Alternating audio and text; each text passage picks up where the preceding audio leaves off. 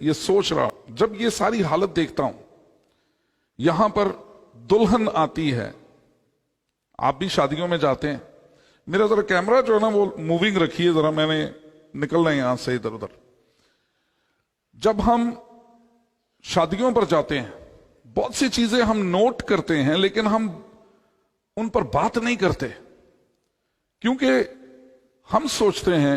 شاید بات کرنے سے ناراضگی ہو جائے گی۔ میں یہاں پر نکاح پڑھتا ہوں اور مجھ سے زیادہ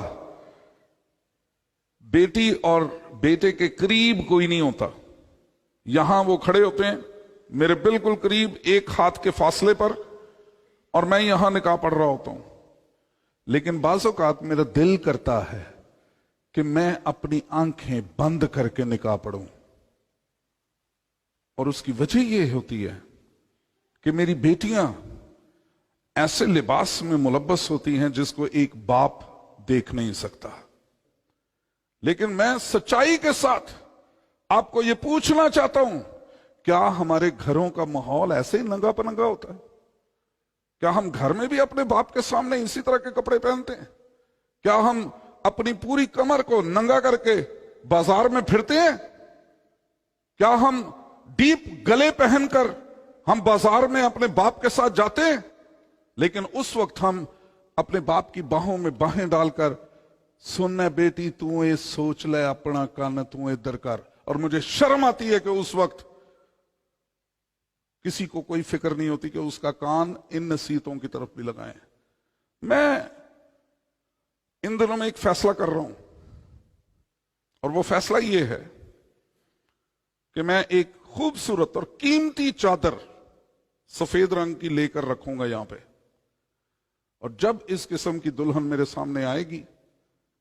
یا تو وہ لباس تبدیل کر کے آئے گی یا وہ چادر پہن کر میرے سامنے کھڑی ہوگی۔ یہ میں کرنے جا رہا ہوں، اس لیے والدین سے میری درخواست ہے، میں اس کلام کے حصے میں یہ بول رہا ہوں کہ مہربانی سے آپ کی بیٹیاں ضرور فیشن کریں یورپ کا، سفید لباس پہنے خوبصورت لگتی ہیں، شہزادیاں ہیں وہ ہماری، لیکن ان شہزادیوں کو منظر عام نہ بنائیں،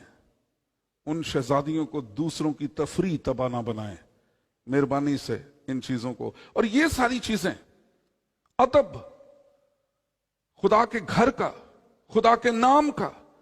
اس کی تکریم، اس نام کا احترام اتنا زیادہ ہے کہ میں پچھلے دنوں میں یروشلم میں ایک بنی ہوئی ویڈیو دیکھ رہا تھا، وہ لوگ یروشلم شہر کے اندر کسی ٹورسٹ کو بھی جو ان کا پیسہ دیتے ہیں، ان کو جو ان کے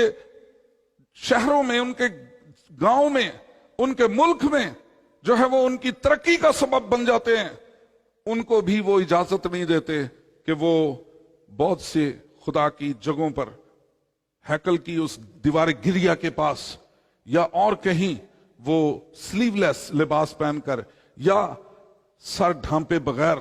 وہاں پر آ سکیں۔ یہ نہیں ہو سکتا، قطعاً نہیں ہوتا، اس لیے کہ وہ خدا کا شہر ہے، وہ خدا کا ممسوح شہر ہے۔ اس لیے جب خدا کے گھر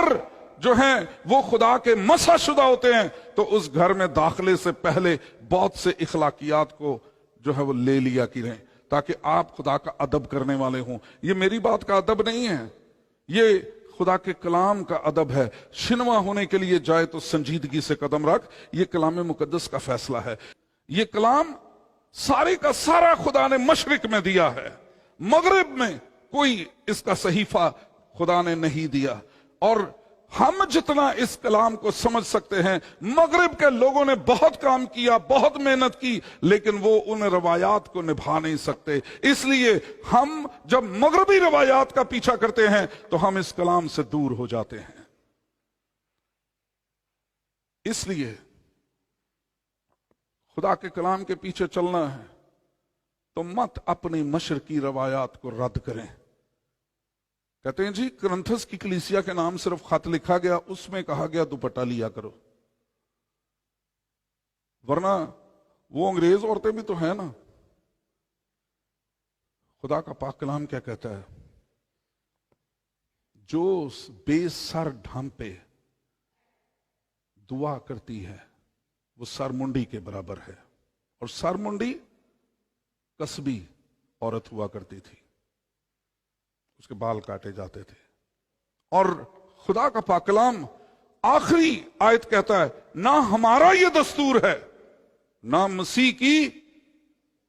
کلیسیا نہیں لکھا ہوا, مسیح کی کلیسیاؤں کا, مطلب یہ جتنی بھی مسیح کی کلیسیائیں ہیں ان سبوں کے لیے یہ حکم لاگو ہے.